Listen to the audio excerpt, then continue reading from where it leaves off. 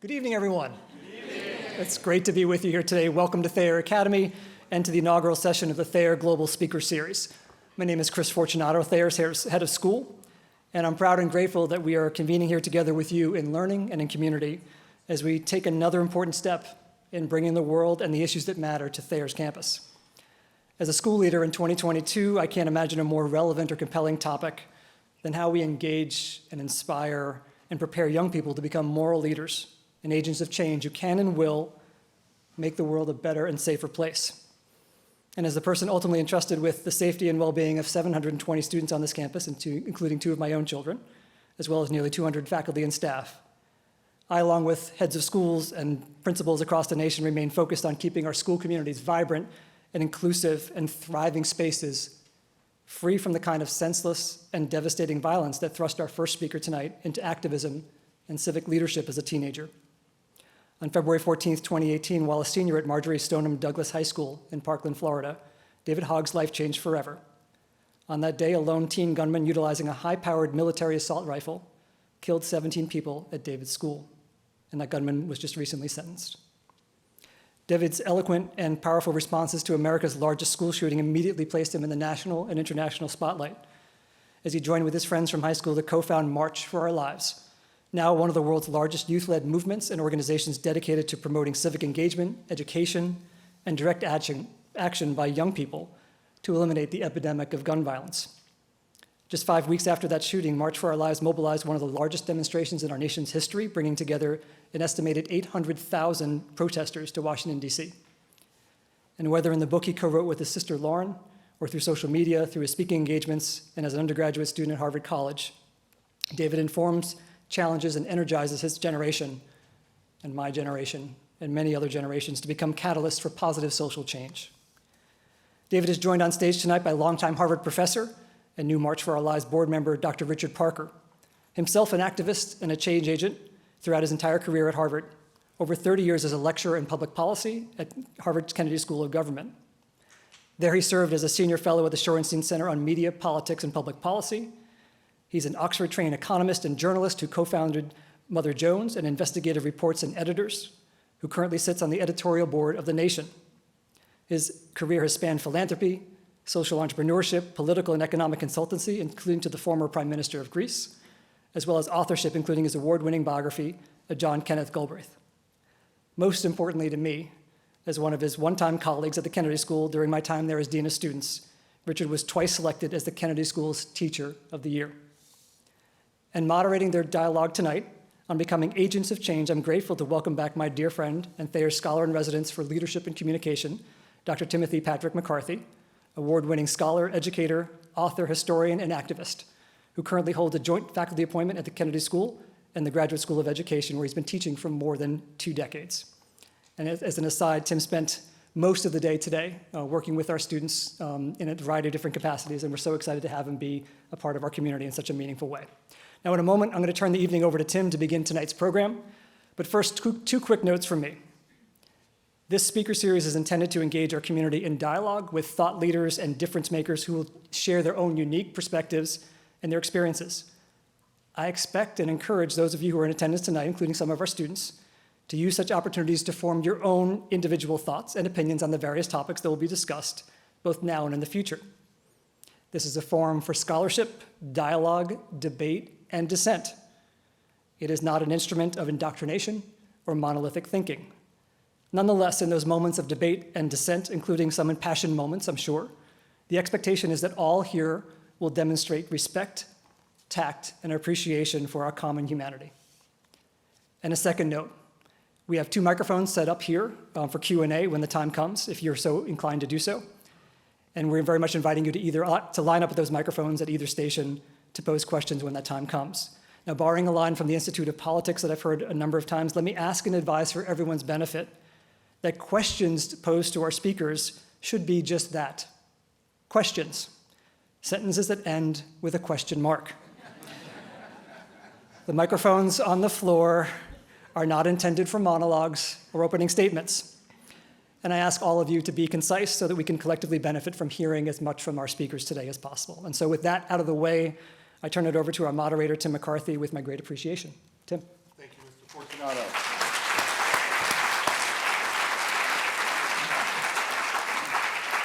So Chris is right. I started the day-to-day here at Thayer in a class with Joshua Bennett, my scholar-in-residence colleague, at 8:10. It's now 7:10. So I've been going for 11 hours, and we're going to be here. We'll get into the half a day. So it's wonderful, but I did not get the memo, the boot-wearing memo here tonight. Yeah.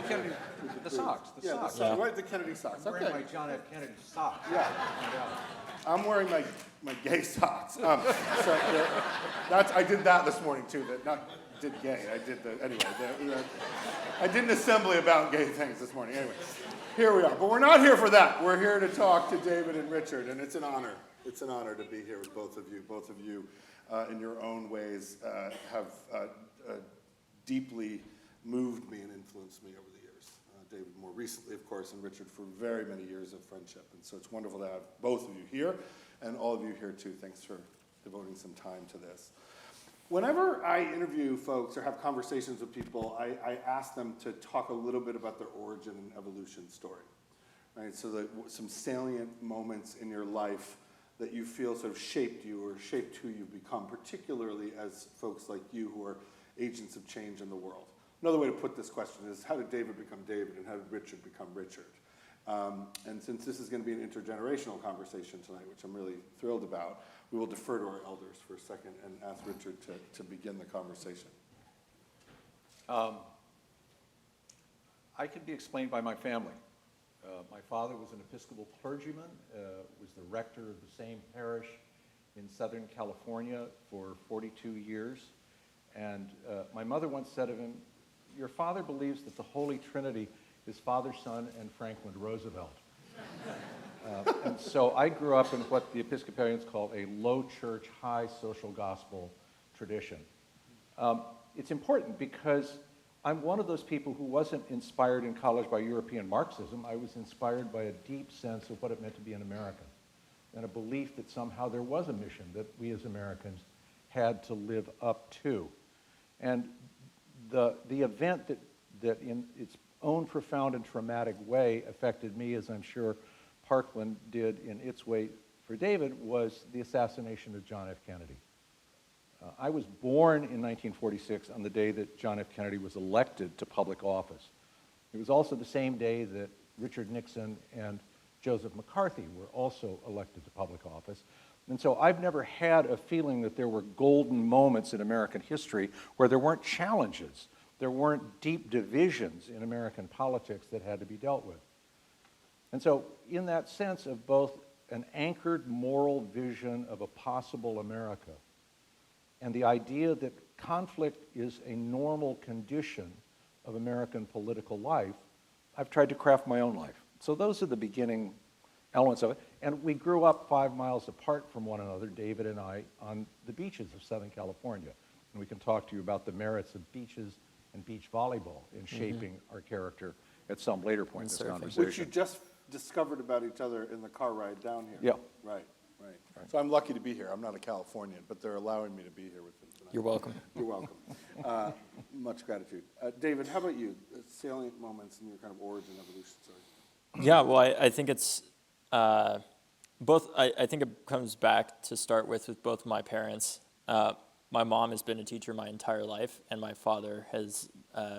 My dad was a helicopter pilot in the Navy and also a teacher at one point, and then went on to join the Federal Bureau of Investigation, where he spent a lot of time, of course, going after bad guys, but also helping a lot of people in different ways that you wouldn't typically think of. So as a small story, I grew up, I was due on Easter Sunday. So I grew up with an inordinate number of Easter bunnies that I always thought was normal.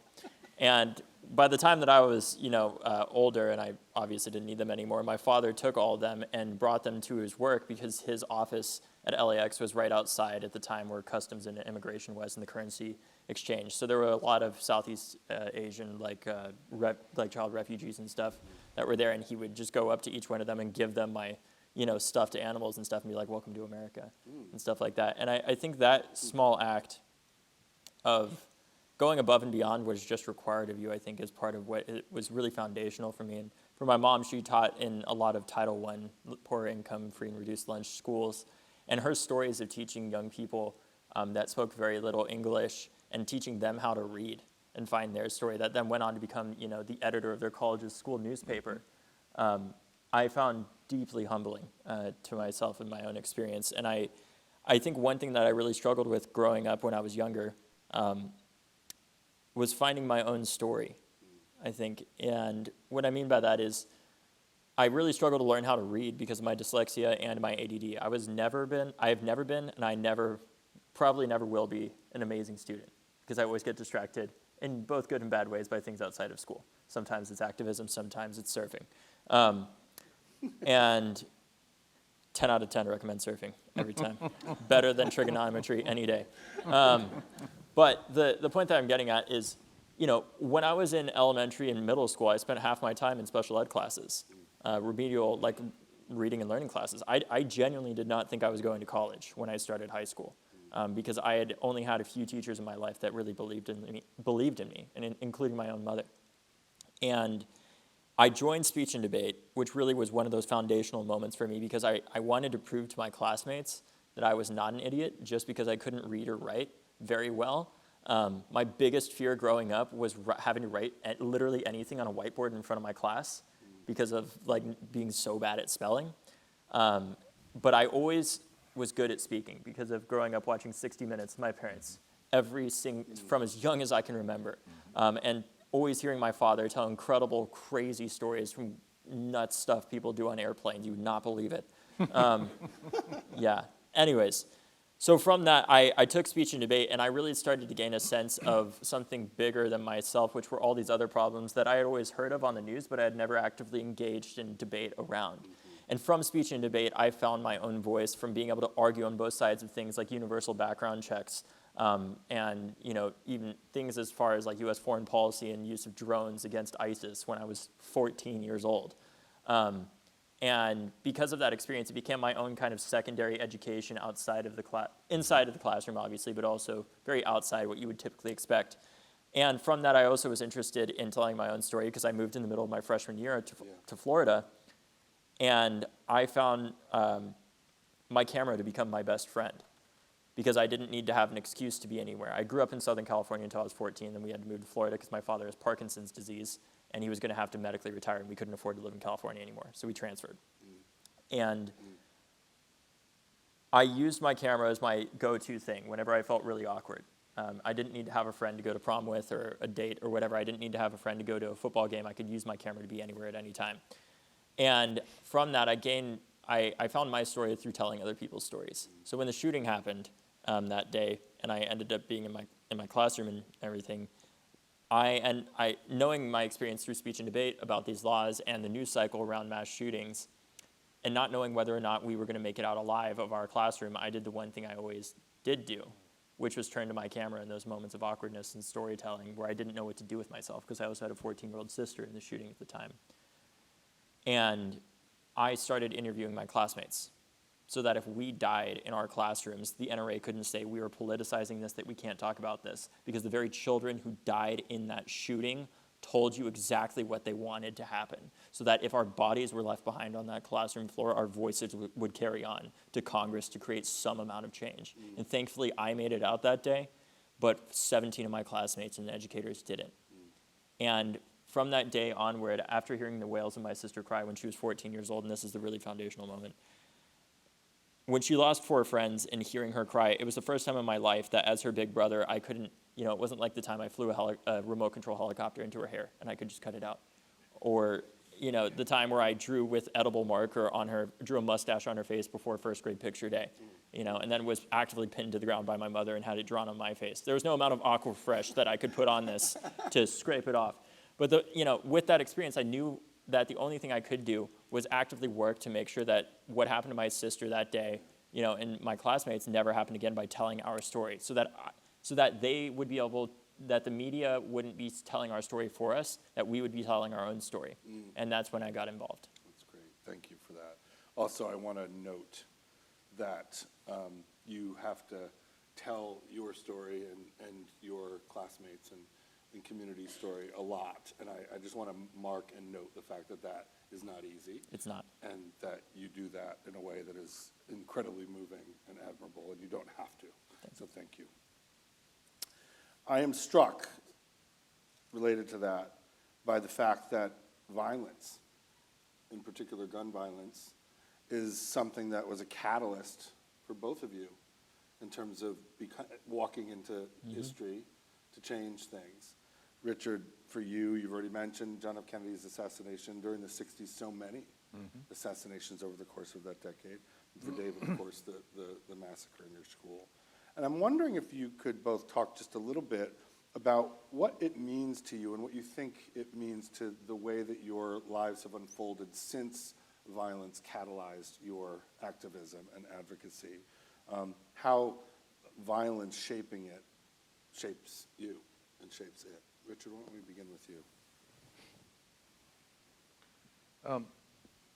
I've been fortunate not to face the kind of situation that David and his classmates faced, but for someone who was 10 or 11 years old in the late 1950s to turn on a black and white television and seeing young African-American students dressed in coat and tie and dresses trying to go to school and being beaten by cops was a catalyzing a moment that I don't want to say meant that I had the same experience as they did, but the depth of empathy and indignation were transformative. They weren't traumatic. I don't feel somehow that violence was a trauma to me, but it was a transformative experience for me. Then I went south and taught at a historically black college called Miles College in Alabama, and ended up at a demonstration outside a restaurant called the Catfish King that was still 3 years after the passage of the Civil Rights Act refusing to serve African Americans. And I got bricks and beer cans. Being a Dartmouth graduate, I hope for more beer cans than bricks. And then got knocked around by the police. But that was really the sort of immediate experience of violence and civil rights that I lived with. There was an indirect experience of violence, though, which is entailed in the life of my senior year college roommate. I tried to convince him not to stay in Navy ROTC in 1968, and we spent a long time talking about it. He stayed, and he was shot down over Vietnam 2.5 years after we graduated, and he's still missing in action today. He's one of the 2,000 men whose body has never been found, and there is a rubbing that my 6th grade son brought back from a trip to Washington that I have pinned on the mirror in my bathroom that I will never take down, that memorializes the violence of Robbie's disappearance and presumed death. And then it has to be situated among the 50,000 Americans and 2 million Vietnamese. And there's a way in which both that kind of quantitative approach to death can numb you, and I think very dangerously so, or turn the experience that was entirely, extremely personal for you, David, into something that becomes attractive as a subject of argumentation in quantitative terms. And that's exactly the wrong way to think about human life, or the cost of taking human life. And it's why I think David's work is so important right now. And the violence is a shaper of activism. I think violence in one shape, form, or another, be it physical or the violence of injustice, frankly, which results in different forms. I think all activism, in its truest sense, is not voluntary; it's mandatory. I think people have to organize for their survival. And fortunately, until I was, 17 years old when the shooting happened, as somebody with as much privilege as I have as a cishet, white guy, I never had to organize for my survival. And what I've realized through this work is just that it's not voluntary. Communities don't organize because it's fun. It's because they have to.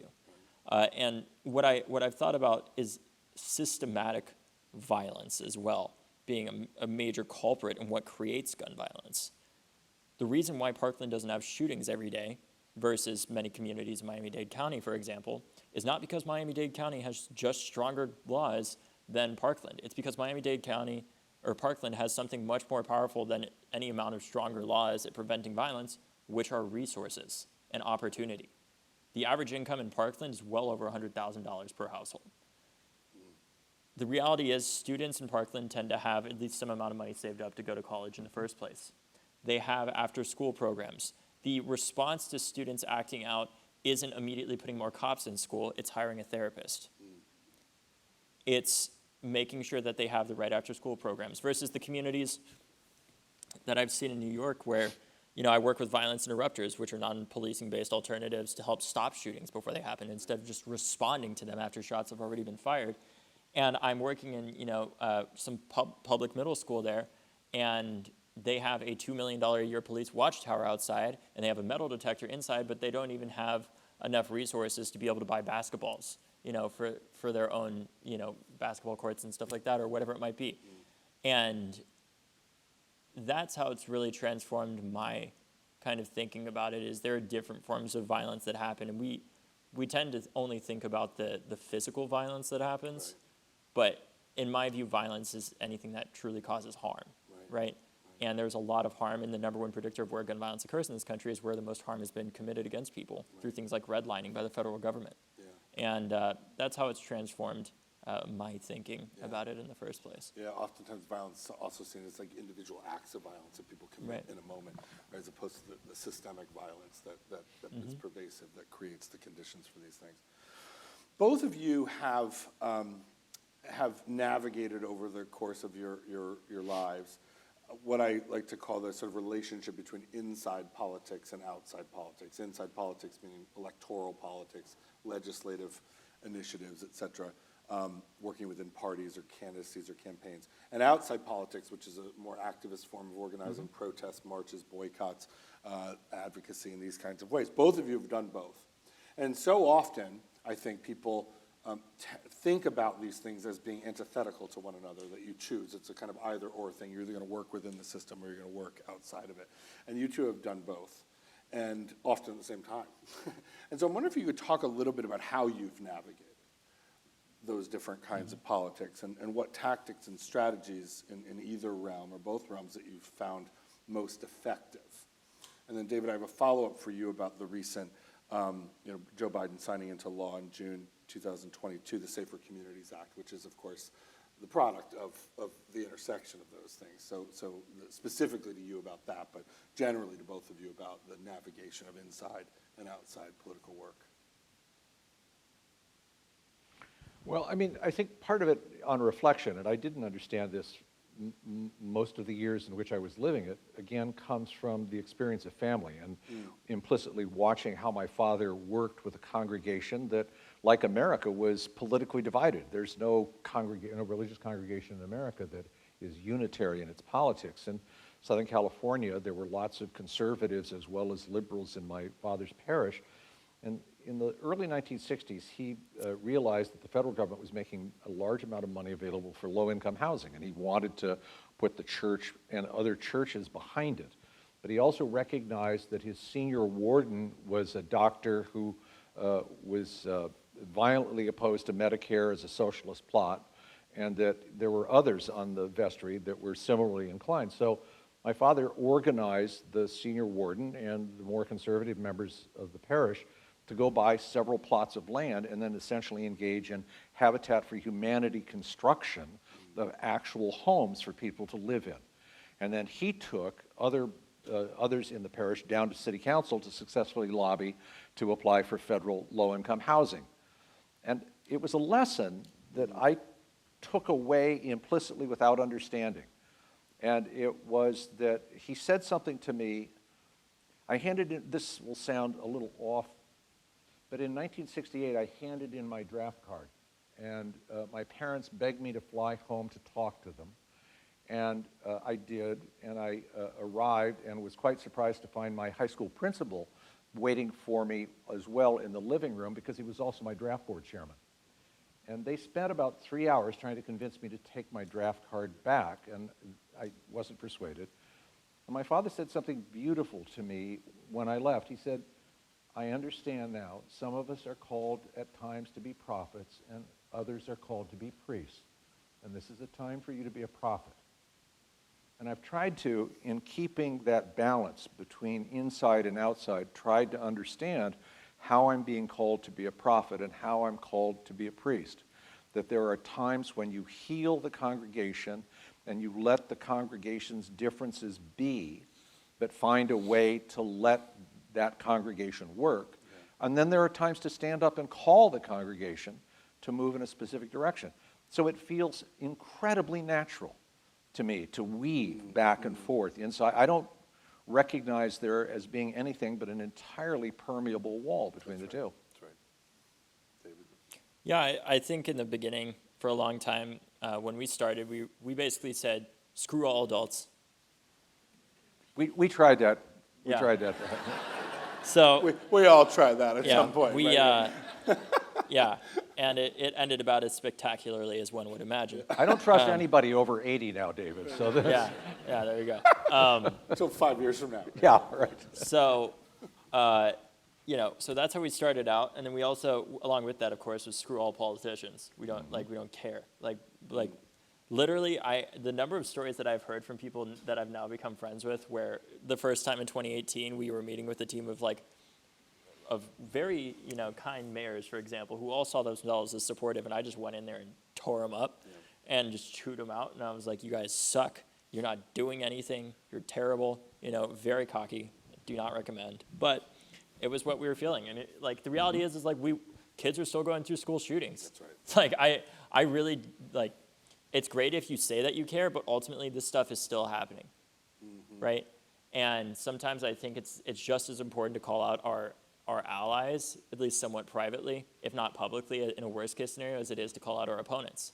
And an example of that is what happened this summer, and there are two examples. So in the beginning, when we started, we were like, screw all this. We're not working with any candidates. I'm not taking a photo with you if you're a candidate. I don't care what letter is next to your name. I don't care what your NRA rating is. Screw you. And didn't do that for a long time. And then over time, we basically realized, look, if we want to change these laws, we have to work with some people on the inside and at least, understand that, we have to give them something so that they're at all willing to work with us, because we knew all they wanted was our implicit endorsement, and March for Our Lives has never explicitly endorsed any candidate ever. We haven't. That's just not what we see our role as. We work to have politicians that endorse our policy instead of us endorsing them. At least that's been part of the theory of change. Is that there's plenty of other organizations that do endorse people. Sorry. There's plenty of other organizations out there that do endorse people. That's just not March's role. But what we started doing is, now that some of us have gotten old enough to run for Congress, around this time, 2 years ago, or about 28 months ago or so, I got a call from what was then our national organizing director, Maxwell Alejandro Frost, who said, David, I love the work that we do, but I think I'm going to run for Congress. And he was 24 at the time. I'm like, you have to be 25, right? And he's like, yes, I'll be 25 by the time that I'm old enough, by the time I get elected. I was like, okay. So he decided to run, and starting this time last year, he had less than $5,000 in his campaign account, basically no campaign manager, or he just brought on his campaign manager, and every morning I was getting on his kitchen cabinet calls for the first time in my life. I had never been on a kitchen cabinet before or anything like that, and talking about how to get him a campaign manager, how to raise money and stuff like that. And from that work, we ended up raising in his first 2 quarters, just from me sending messages out, maybe some of you even got them around this time last year, I raised him $380,000 in his first 2 quarters to get going. And that's a big deal for an early candidate, for a young person, no one knows, right? who nobody knows, has no name ID or anything like that, to outraise all of the other 10 candidates in the primary as a 24-year-old. And from that, we continued working, and then he ended up just winning his primary in a super Democratic district, so it's basically the election, and he won it by 10 points. And he's going to be the first Afro-Cuban person in Congress, and possibly the first Gen Z, but there's also a Republican Gen Z person running. But In New Hampshire. the point that I'm getting at is working on the inside and outside is that now that we're getting old enough, eventually some of the people in our generation are going to become those politicians. It's about how do we elect the people so that they don't repeat the same mistakes despite similar power structures from our generation. And Maxwell's the first step in that process. And the way that I see working on the inside and outside is this summer in the wake of Uvalde, the message was clear. It was, look, none of us want this to continue, period. If you're a Republican, if you're a Democrat, none of us want this to continue. Nobody wants our kids to die in their schools or communities ever.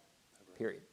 I have super conservative family members, and I know that they don't want that. I have family members that even own AR-15s and have my entire life, and they don't agree. They don't want their kids to die in school either. And that was the message that we went with early this summer after Uvalde was, look, we all agree we need to do something. And from that, we were able to bring in people, and one of the most amazing examples to me was from that message, and not going out there and saying, screw all of you, screw all this, because the message of screw the NRA, that's going to get everybody that we're ever going to get already. So it's time for that shift, and now that we have that power, to be able to be like, okay, now we're going to come to the negotiating table now that we have more power, and we've taken the White House, the Senate, and the House, and we're going to talk about how we get these 10 Republican votes to get through the filibuster. So I met with major leaders within the Democratic Party who brought me in and said, okay, like, what are we going to do? And we ended up working with the NEA and AFT to launch protests with teachers and others at those 10 Republican and some Democratic senators as well, offices to pressure them on passing a bill. Yeah. And from that work, we were able, from work behind the scenes and externally, we did a second march as well this summer, 450 across the country in the 2 weeks after Uvalde, and we talked to the families there and everything, and they supported it. And from that, we were able to pass the first gun law in 30 years. So that's how we work on the inside, right? Now to take you on the version of how we work on the outside, we needed to pass an assault weapons ban in the House this summer. And they basically, House leadership essentially told a lot of these parents from Uvalde and Highland Park and Buffalo, okay, it's great that you guys want this, you go and whip up the votes for us. Screw anybody that says that. To literal survivors of gun violence, mind you, who had just gone through this. They said that to them. But they did, and I worked with them. They whipped up the votes, and they got it. And what ended up happening is they tried to do a bait and switch right before, using the fact that these families had whipped up all these votes. They tried to make it so that instead of getting an assault weapons ban, that they were going to pair it with $40 billion, essentially, in police funding, so that progressives would vote against it, and we wouldn't have 218 to get it through the House, or whatever the number was. It's been a long day. And from that, we had to actively call them out, and I literally just blasted them on Twitter, and I said, this is exactly what House leadership is doing. Steny Hoyer lied to all of these families, and now it's not going to happen. And I literally cussed out one of Steny Hoyer's staffers who said I needed to leave the room. I was like, screw it. Like, if you want to destroy your legacy, I have somebody who is an amazing candidate and already lives in your district that will run in the primary against you and won't win, but will sure as hell make it painful. Yeah. And from that, surprisingly, we were able to get the assault weapons ban done in the House, right? And I burned a lot of bridges. I burned a lot of bridges from that, but thankfully I'm young and I will outlive many of those bridges. So. And someday we'll get a really good infrastructure bill passed. Yes. And you can use that money to build the bridges. Okay. I wanted to talk to each of you individually for a second about we're an intergenerational panel of folks here, right? Richard, you're someone who grew up in the 50s, 60s, and 70s, came of age in that moment. I came of age and grew up in the 80s and 90s, and David, you're the sort of 21st century version of this. Unfortunately. And unfortunately, exactly. So you get it all. We're going to fix it, guys. Yeah, of course. It's all on us. You missed a really good time, kid. Yeah. Right. So Richard, I'd like to if you talk a little bit about how the 60s and 70s as an era, right, as a kind of revolutionary era in many ways, or at least when we look back on it from the vantage point of not having gone through it, right? You have certain sort of mythologies and ideas about that time. But I'm interested in how those decades and that era shaped your approach to the political work that you do, the social change work. Like, what did you get from that has endured and that has worked? And then, David, I want to ask you a question about your generation and the differences. And also maybe what I learned in the 60s. So what you learned in the 60s, yeah. Right, exactly. Crazy time. Yeah. Don't even get me started on the 68 DNC. Right, of course. Crazy time. I think one of the things I learned was that you need to take time to have fun. Mm-hmm. It's so important that serious people working on serious issues not be serious all the time. Yeah. So that got through to you. Is that right, David? Is that was going to be one of the first things I said. There we go. I think the second is that other human beings will constantly surprise you with their expectations of you and of themselves. I don't think it's a cliche to say that enormous changes came about in terms of race and gender and sexual identity on my generation's watch. Much of it wasn't intentional in the sense that we sat down as a committee and tried to move in a particular direction. It was that people brought to the conversation that was the politics of our generation questions that had been suppressed. I mean, I think I said to you, you know, my senior year roommate at Dartmouth didn't happen to mention to me that he was gay until 3 years later after he graduated from Harvard Law School. Because you didn't, I would have graduated, if you had asked me my senior year, were any of my classmates gay, I would have said no, not a single one. I mean, and statistically, that's not likely, and in retrospect, it's not true. And so that comes to the surface in really remarkable ways in that generation. And I think that, I don't want to call it liberating, I want to call it experientially deepening. It really makes you recognize the richness of human life and the richness of the potential of human life that is available to you if you are willing to be open to its richness.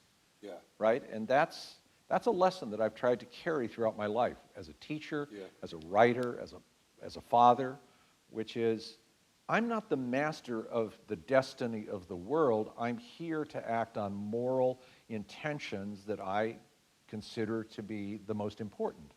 And in that, I am engaged in a passionate dialogue about why those are important intentions and what the consequences of them are.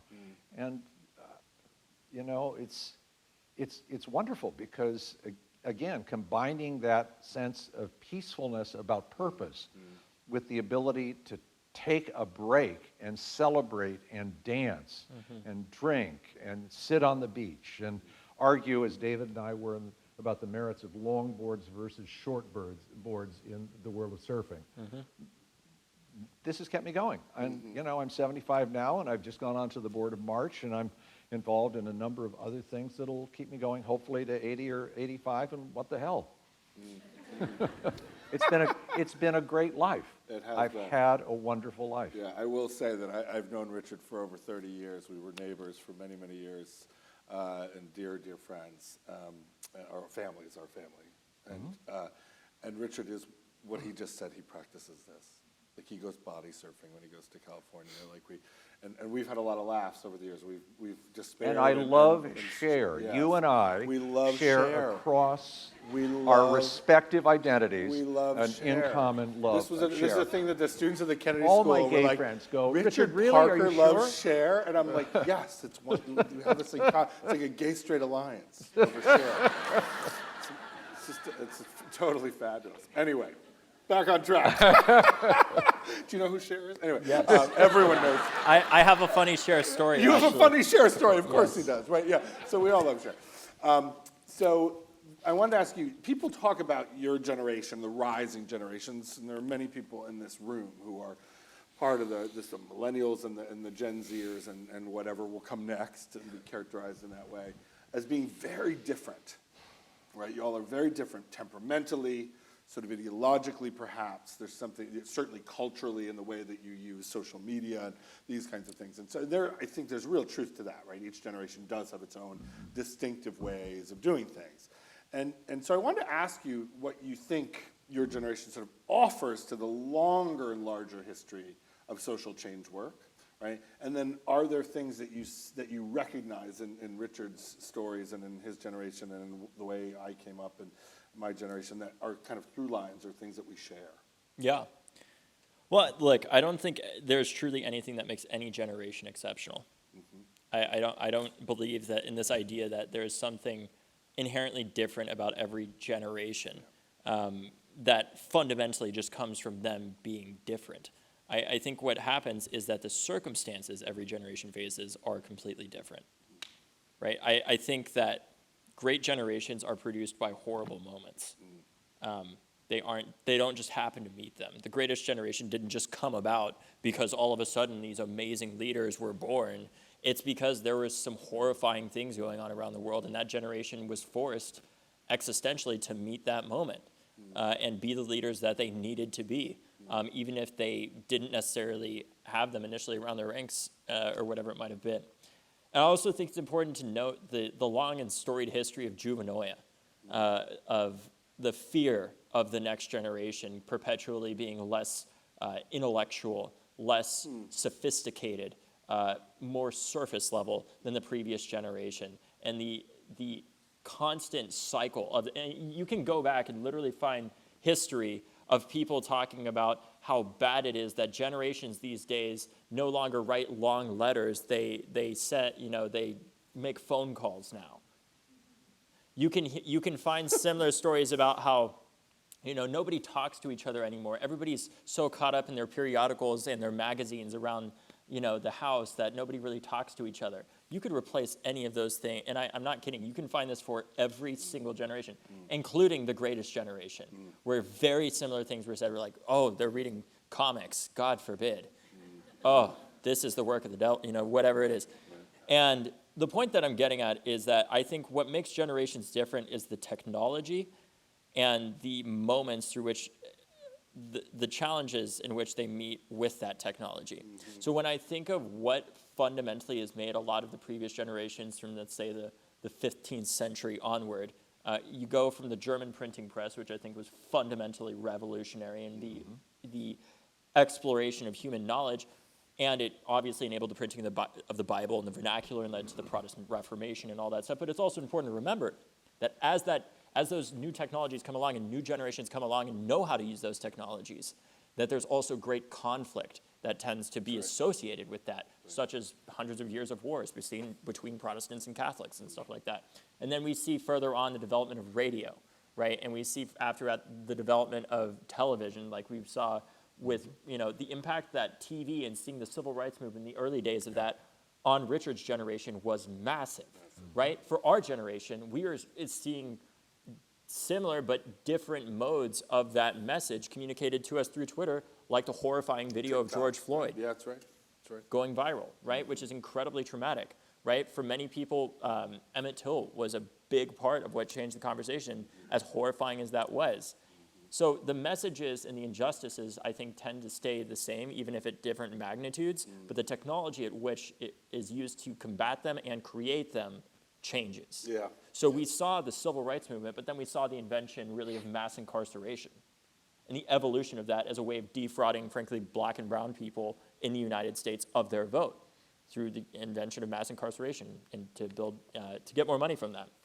So I don't think our generation truly is any more exceptional than any other generation, aside from the fact that the challenges we face are truly exceptional, if that makes sense. Yeah. And I think in that way, the only thing that gives me hope is that, if we've been on this planet for over 250,000 years at this point, and every generation has met this and that challenge in every other way to come here, I think that our generation, the 7 billion others of us on this planet, and soon to be 8 billion, will meet those challenges, right? It's just a matter of if we learn to let that technology divide us, or if we learn to use that technology to bring us together.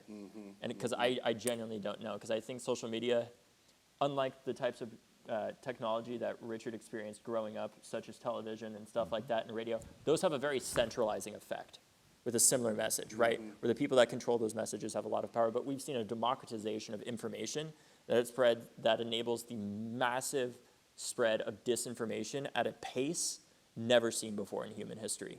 And I don't know if we were truly, with that type of communication, going to actually be able to build a better society from that, instead of just pointing out all the flaws with it constantly, which seems to be what we like to do.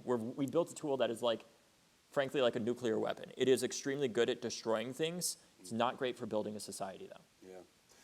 You've set me up perfectly for the final question I'm going to ask before we start the Q&A. So get your questions ready. We have the microphones here, so I'm giving you all some warning. I'm going to ask them one more question. We're going to open up for your questions, so please have them ready and step up to the mic and be part of the conversation.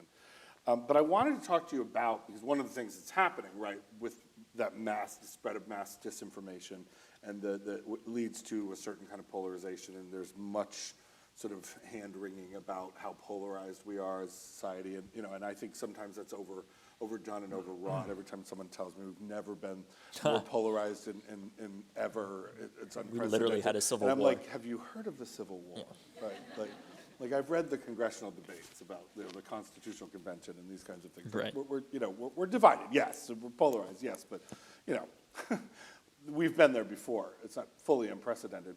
But one of the things about the polarization, we certainly are experiencing a kind of fierce polarization, where people, and one of the things that I was struck by a number of years ago, the Pew Foundation, which does all sorts of polling and so forth, takes the kind of temperature of the society, said that increasingly people from different political parties and different political ideological positions, right, see each other with disgust. Not merely with a kind of lens of difference, right, that we fundamentally disagree on somebody, but that we actually find the other side disgusting. And they did all these ways of measuring that.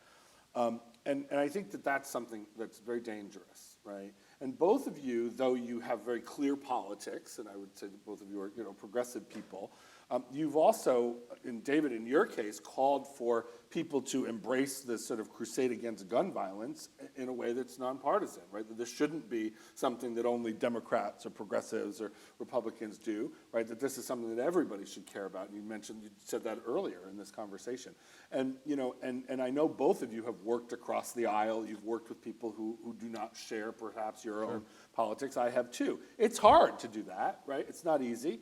It's a challenge. But I'm wondering if you could talk a little bit about how you think, in your experience, people from different viewpoints can or should come together, not just to talk and debate, but to work together to change things in a polarized world. If you could just ruminate on that a bit. I'm an anti-methodologist on this subject. I don't think that the goal is to find a nonpartisan politics. I think it is to recognize that politics is inherently partisan and to conduct that partisan seeking of ends in such a way that it doesn't ultimately paralyze or fracture the society. David used the phrase the democratization of information and then followed it by talking about the atomization. I lean very hard on the atomization problem because I think a lot of what's going on doesn't contribute to the process of democratization in the way that civil rights struggles or the increased equality of women or the inclusion of LGBT communities in the larger community are acts of democratization as I understand democratization. That they aren't about the isolation either of knowledge or individuals, but of the active cultivation of communities that can both be communities and also be part of a larger community. And my concern is about the reconstruction and recentering of our common Americanness in a period where this is not the America that I grew up with. It was virtually unchallengeable in the West and lived only with that hair trigger fear that a Soviet atomic strike would somehow destroy all civilization. This generation is facing a much more complicated set of chess moves than the relatively simple checkerboard that we were playing on with B-52s and hydrogen bombs. And it's economic, it's cultural, it's political, it's military, it's diplomatic. It involves stature for people who were not of stature or power 50 years ago because they were recently released from colonial bondage, et cetera, et cetera. And so, again, it's a more complicated world, and it is being confronted by the carrying capacity of the planet.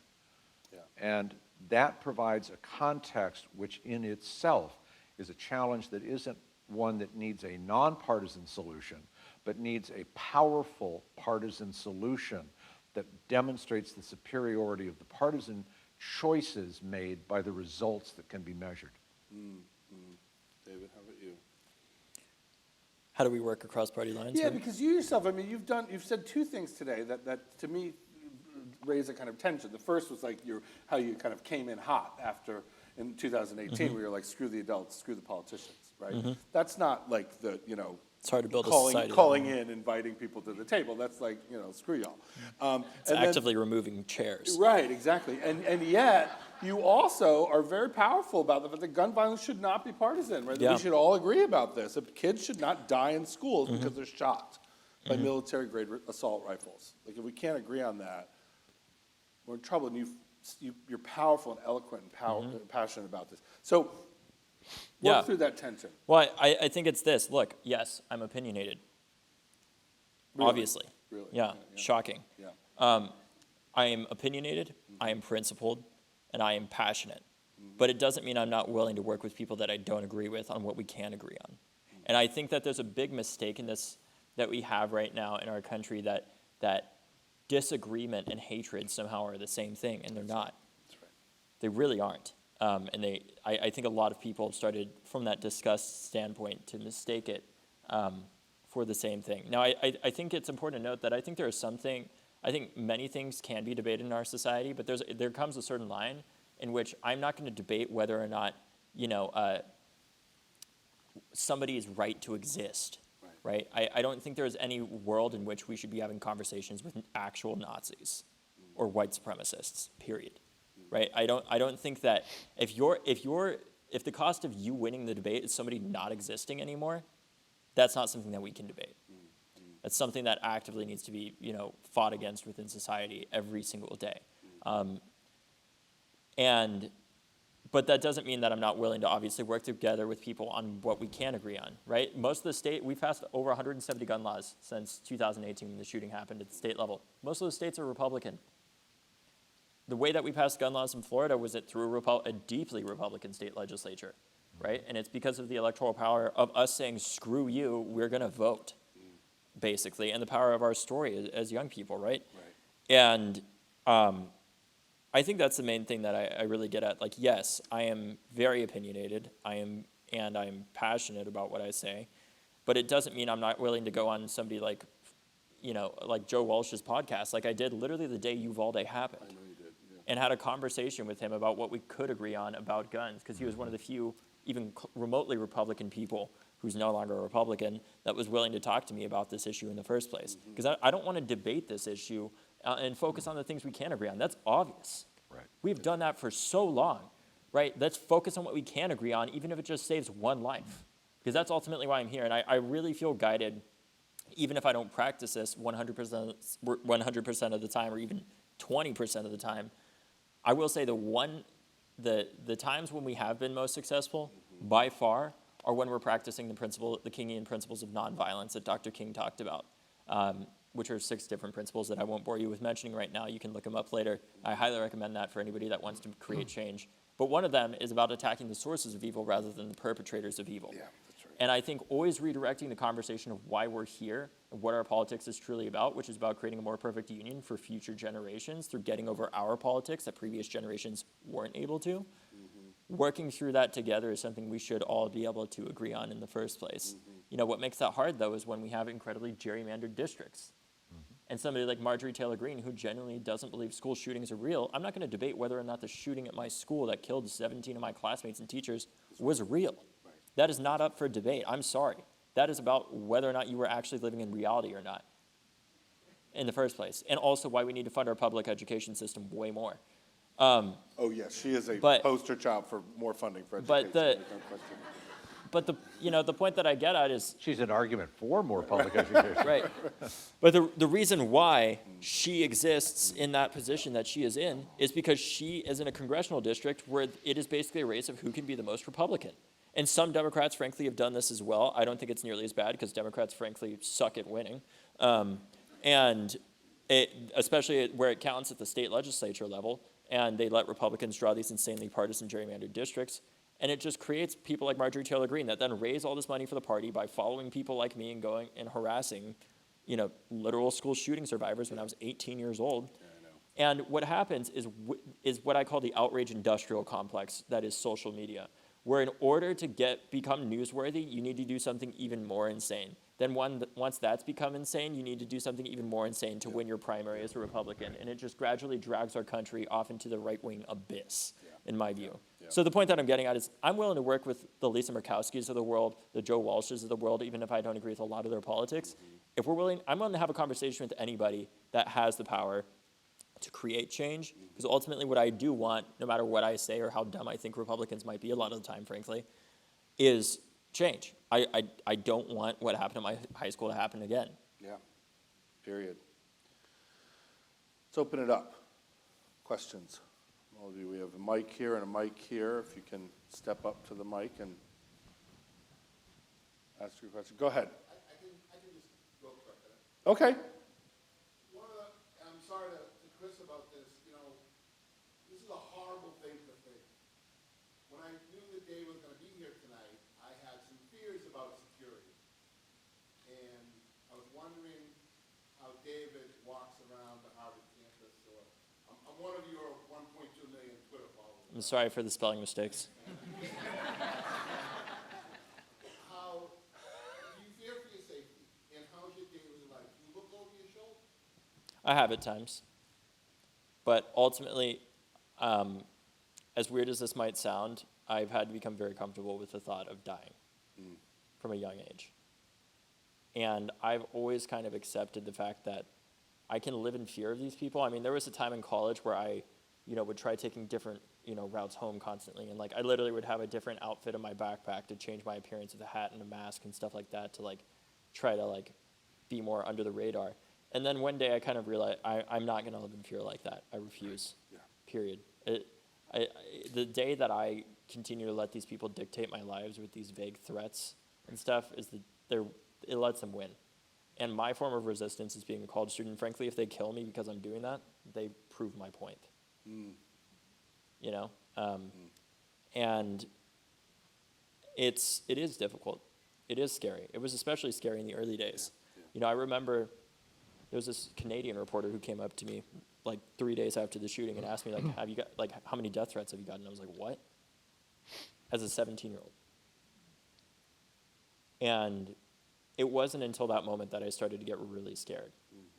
And from that, I've discovered through therapy and stuff that I think in part because I talk so much about the shooting publicly, that I have as much trauma from the threats and the violence and people trying to run me off the road and other even more crazy stuff like that from after the shooting, as I have just as much crazy trauma and stuff from the shooting as I do from the work after the shooting, because of the threats like that, and because of my house being swatted, right when I was 18 or 19 years old, because of my own mother getting a death threat that said F with the NRA and you'll be DOA, that we then used the gun law that we created after Parkland to go and disarm that individual, right? Screw anybody that says these laws don't work. It literally probably saved me from having to bury my own mother. But that's the kind of reality that I live with. I have feared for my safety, but luckily Massachusetts has the strongest gun laws in the country. So I feel a little bit safer with that, and also just, fortunately it's not 2018 anymore. People don't care that much, as much. If I can add, I also like Cher. Oh, good. Excellent. My share story was that one time we had a Zoom call with her, and she said that she thought I was very handsome. Wow. Oh, my God. If Cher told me I was handsome, I would be happy dying tomorrow. Anyway. I'm staying out of this one. I'm saying that's what I'm talking about. I should also say, just, an add-on to that is that, there, unfortunately, Harvard is a place that is often in the bull's eye. Yep. And, all three of us have experienced, some unsavory and untoward things, and Harvard is a place that has resources to be on top of these things. We started the year this year with a series of violent death threats against members of the LGBT community. It was literally the first day of school. Students and staff and faculty, and this university was on that pretty quickly. And I know, we were actually just talking about this, about the reception earlier about. And it's also an enormous privilege that we go to we have an institution that has those resources, because honestly, the students that are doing the real work on the ground every day don't have that at That's all. Exactly right. Yeah. Other questions, comments, especially from students? Okay, go ahead. And say who you are and what you want to say. Oh, hi. I was wondering, some of the people that you interviewed, what were some of the things that they said? That I interviewed? Yeah. With your camera. Oh, sorry. I was there's been a lot of interviews, but just that it was ridiculous that we were going through this.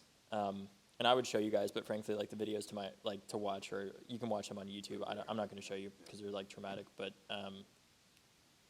it's students in a dark classroom talking about how insane it is that gun laws are this way, and just talking about what they felt about the NRA and stuff like that. So Yeah, it wasn't any, Pulitzer Prize winning stuff or anything like that with some incredible canned answer with some politician, but it was real.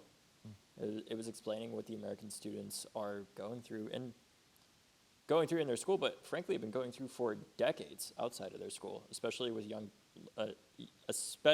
black children who go through daily gun violence disproportionately out of any other group in this country outside of school. So, Thanks for that question. Yeah, go ahead. Hi, I'm Austin. I'm in 8th grade. Hi, Austin. And I was wondering if you had any advice to young people trying to bring change to their community. Oh, Austin, that was on my paper. Thank you for asking that question. Great. what's your plant? What? Austin, the check's in the mail. Maybe both of you could answer You go that. first. Yeah, David, you go first, then Well, Richard. I'd love to hear your thoughts. I'm trying to say this in the most succinct way I can. Start small. Make sure your goals are actually measurable. And what I mean by that is, the easy part of creating change is talking about what's wrong. Everybody can do that. People love to complain, especially activists. The problem is, what are you actually going to do about it? Because real leaders aren't just ones who can point out what's wrong. Leaders are the ones who can actually work towards fixing it. And few people can actually come up with how to fix it. That's right. Don't just put everybody who thinks everything is wrong in one room on one committee and throw it to them to solve. Ask any school administrator or any person who's ever worked in a workspace at all, or anybody who's ever worked at a college at all. Committees are where everything goes to die. Just look at Congress. Run things as streamlined as you can and know what winning looks like and understand that failure is the first part of success. I know that sounds really cliche, but it's true. You have to learn how to fail, because if you don't know if you're failing, if you aren't failing, frankly, in the beginning, you're either lucky, dumb, or you are failing and you just don't realize it because you aren't measuring it. And it's like putting yourself, if you're a car, it's like being propped up on a bunch of cinder blocks and flooring it, where you're going to exhaust yourself, but you're going to end up going nowhere because you aren't actually measuring where you're going in the first place. So again, start out small. Don't start with trying to take over the state legislature. Start with trying to win one seat. Or if you're trying to create change within your school, don't start with the school immediately. Start with one person or one classroom of what that change looks like. If you wanted to register, if you wanted to make Massachusetts the state that had the highest per capita youth voter turnout, for example, of high schoolers, start with your classroom at a very granular level and understand how are you going to get every person in that class that can vote to vote, and then expand it to the school, and then expand it to the school district, and then expand it to the state. Start small. And the last thing I'll say is use stories to inspire people and have fun. That's the third piece of advice. Always have fun. Movements where people feel like they have to be part of it and it's just completely miserable will never succeed. You have to learn how to have fun by cooking together, by making TikToks together, or your Be Reals, or whatever it is, right? And just having fun and not feeling guilty about that. Right. So start small, have measurable results, have fun, and persist.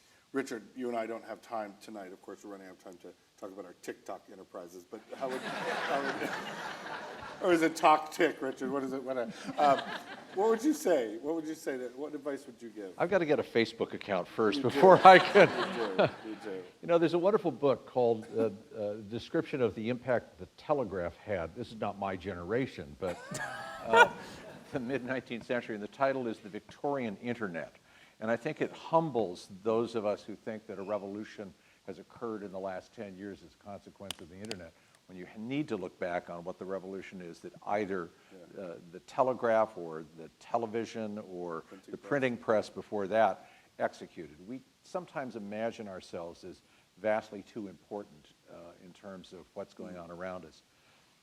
I think the thing to do is to find yourself, as David says, other people whom you like to work with on something that you care about.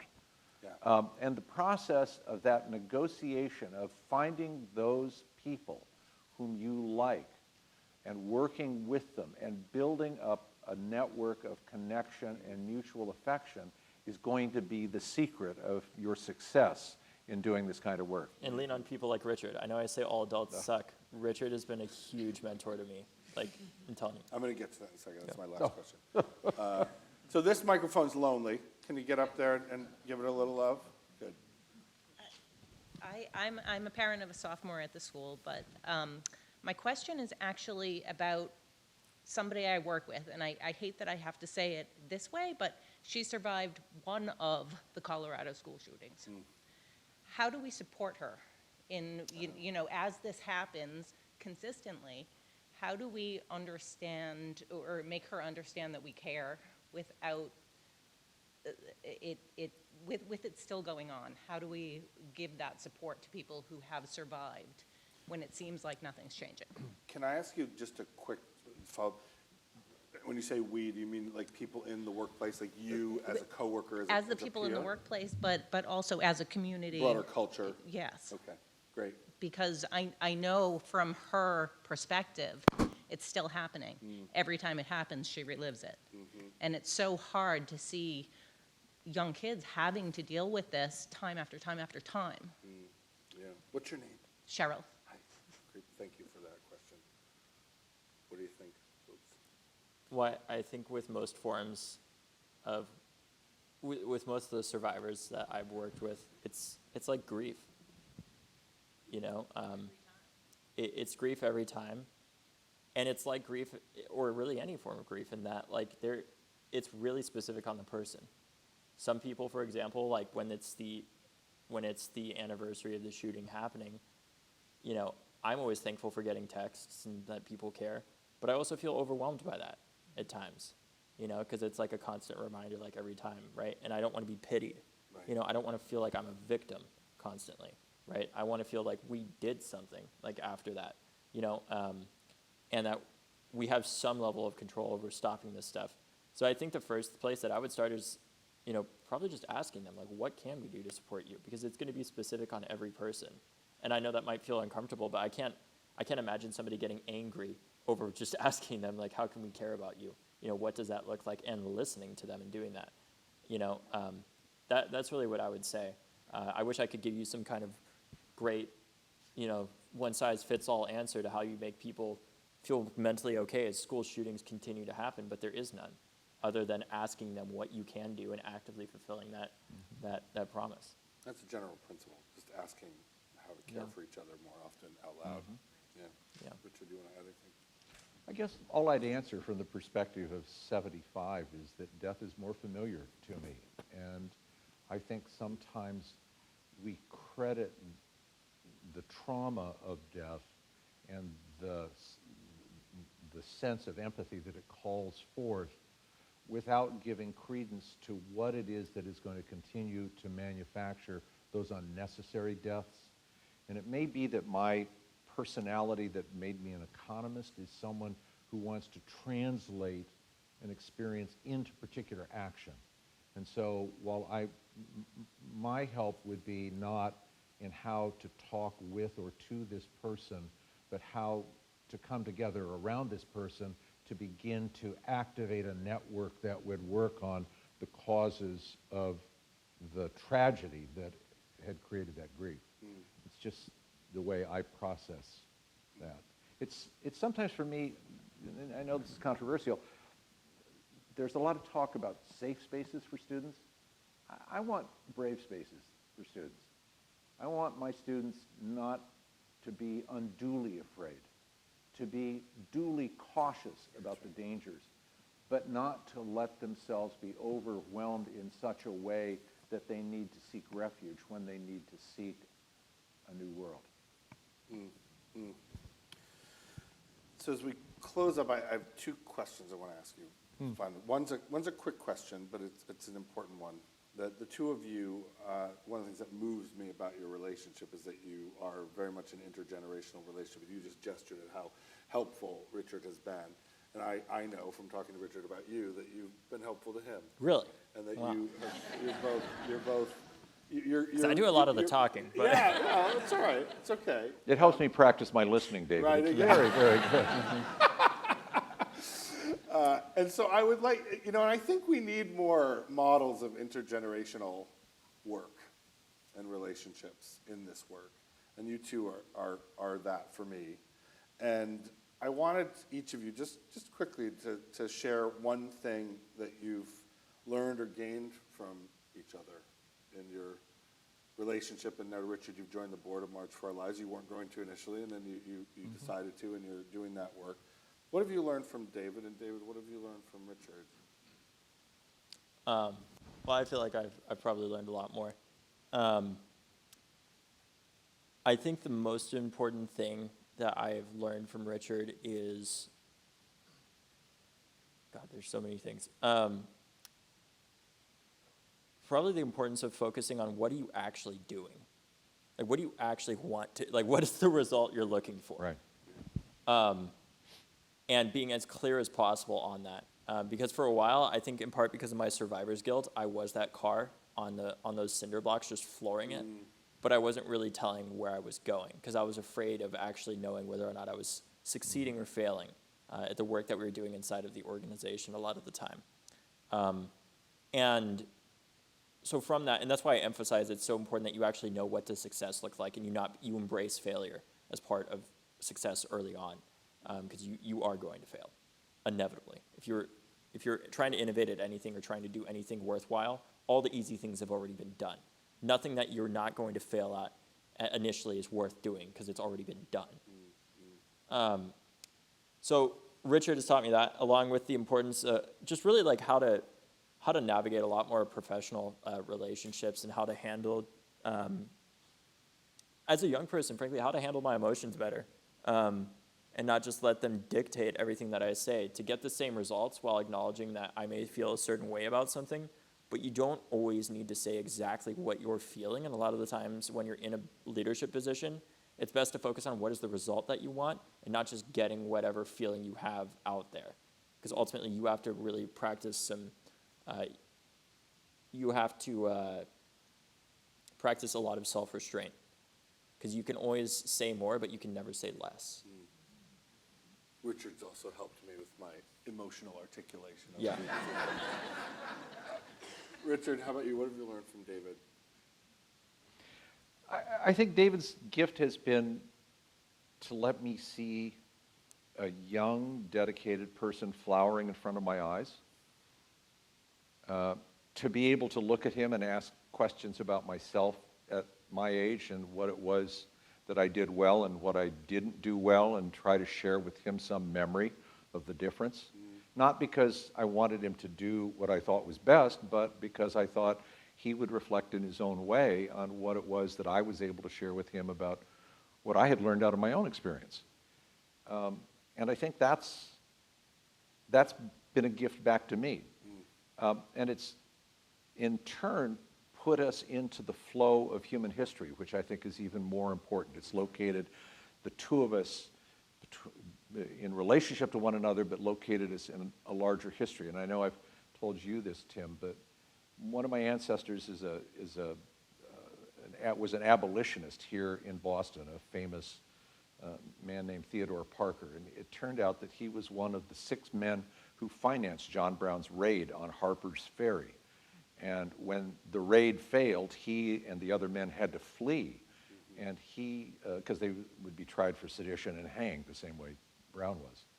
And he ended up in Florence, Italy, and died there of tuberculosis before the Civil War was over. And so he never saw the outcome of what he had helped precipitate, although he'd spent the entirety of his adult life working toward the justice of the abolition of slavery.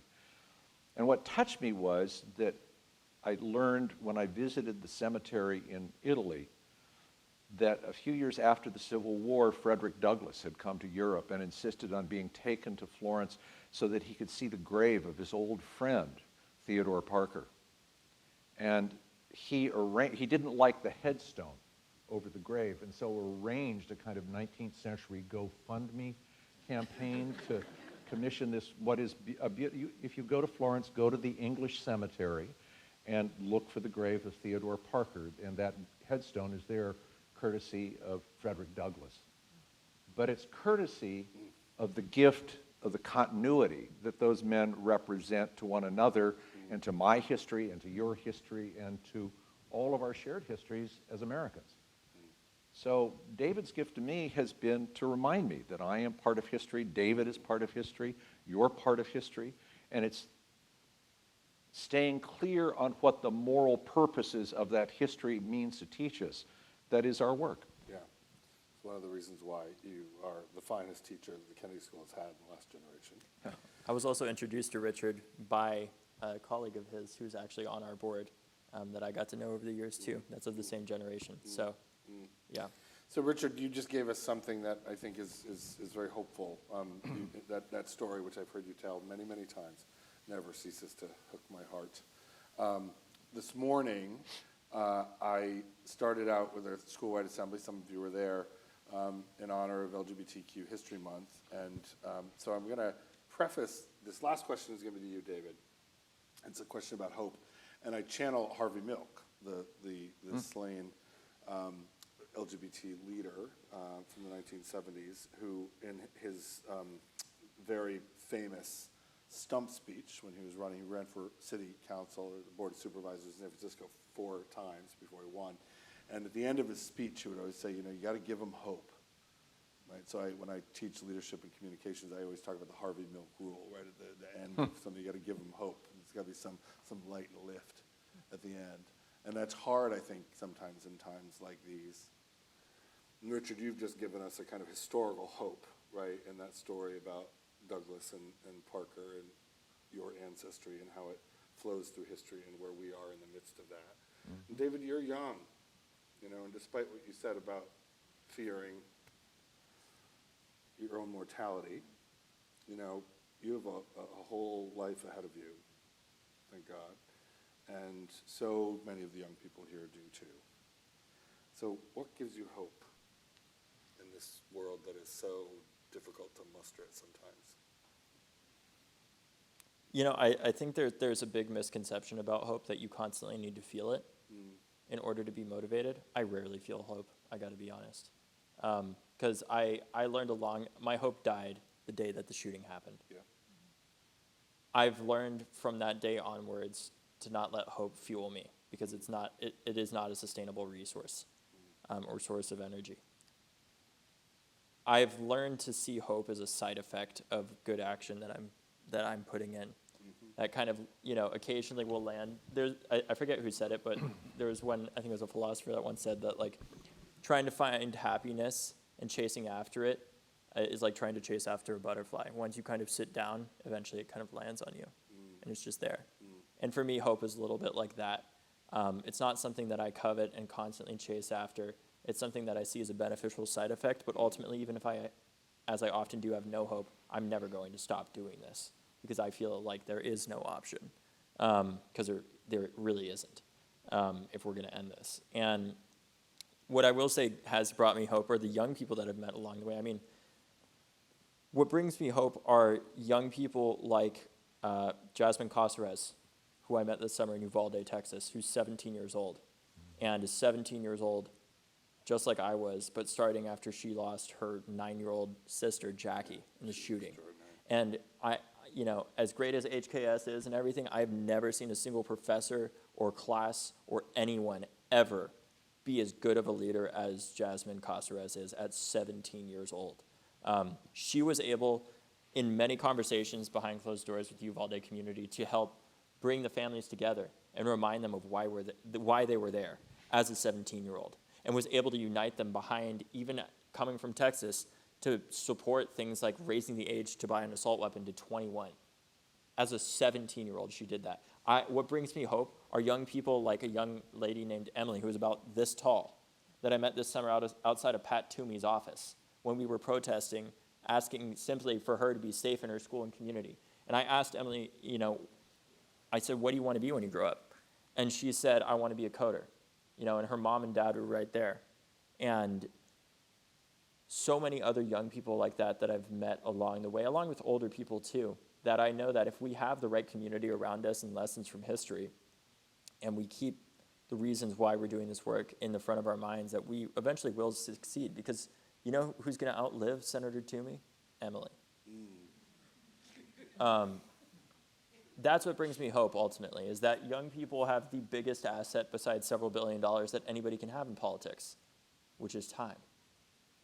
And if we get to work now on doing this with the highest youth voter, oftentimes, as the final point, I often hear older people, no offense to older people here, No names. young people don't vote. They suck. They don't care about anything. They just want to eat Tide Pods and go on TikTok and whatever. And, sure. TikTok, that's the Yeah. thing you're guilty Say, of. say that all you want, but those same young people are organizing on TikTok to buy out all of Trump's, seats at that convention in Kansas. Those same young people are using TikTok to organize and educate their generation about LGBT rights and talk about anti-trans bills that are flooding our state legislatures in a wave of horrifying violence against the transgender community that unfortunately even some more liberal members of our community are acting as if they have a choice to either be for or against.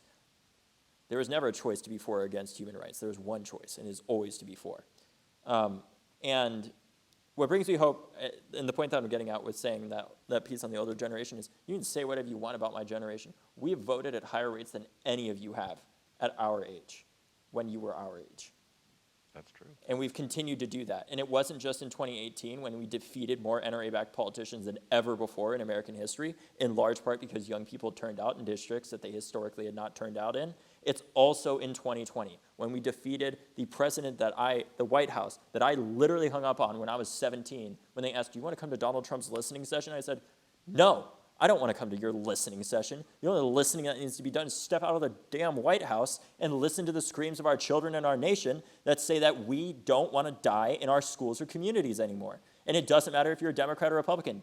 Bullets don't discriminate. None of us want to go through this. And they said, so you're not coming? I said, no, and hung up. 4 years later, guess who's in the White House now and having meetings with the Domestic Policy Council and talking about what policies we're going to pass? Not Donald Trump. Me. Not Donald Trump and his $30 million from the NRA. We have a president that actively runs on gun safety. That is the biggest change that young people have helped make in the past 5 years. Is in the past, it used to be said that gun safety is the third rail of American politics. The NRA is now the third rail of American politics because young people turned out and voted, and I believe they're going to turn out and vote again at the same rate, if not higher than in 2018 this year, because we feel that we have no choice because there is none. The only choice we have is to create a more perfect union. I feel if we had a mic, we could just...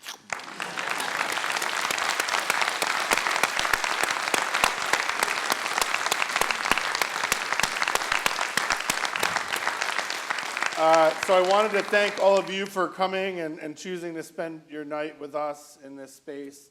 And thank you to Chris Fortunato and to Jane McCarthy, my cousin, and all the folks here who make these things possible, because these are things that are not possible in every high school and in every community, and they are here, and it takes a village to create that kind of thing.